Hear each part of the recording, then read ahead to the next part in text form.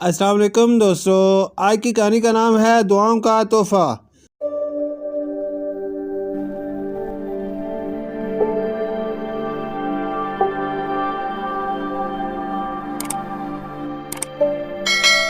جنید، علی رضا اور فاروق تینوں گہرے دوست بھی تھے، پڑوسی بھی اور کلاس فیلو بھی۔ تینوں بہت اچھی عادات کے مالک تھے۔ پابندی سے نماز پڑھنا، اسکول اور مدرسے کی پابندی کرنا، صاف ستھرا رہنا اور ضرورت پڑنے پر دوسروں کے کام آنا ان کی اچھی عادتیں تھیں۔ ان کی ایک اور اچھی عادت یہ تھی کہ وہ اپنا جیب خرچ جمع کرتے تھے، پھر ان کے مابین مقابلہ ہوتا کہ کس مہینے کس نے زیادہ پیسے جمع کیے ہیں۔ پھر وہ اس رقم سے اچھی کتابیں، اسکول مدرسے کی ضرورت کی چیزیں خریدتے تھے۔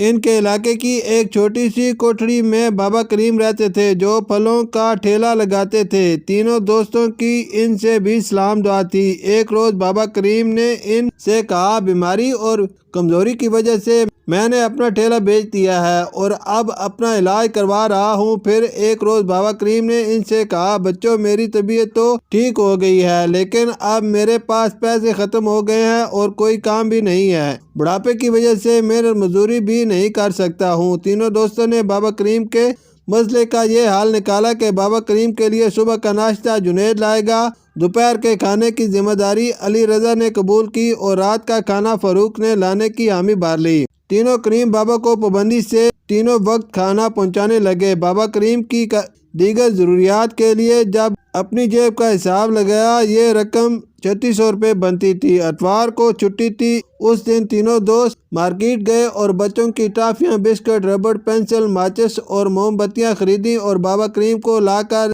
دیتے ہوئے کہا، آپ اپنے گھر کے دروازے پر بیٹھے بیٹھے یہ چیزیں بیچ لیا کریں۔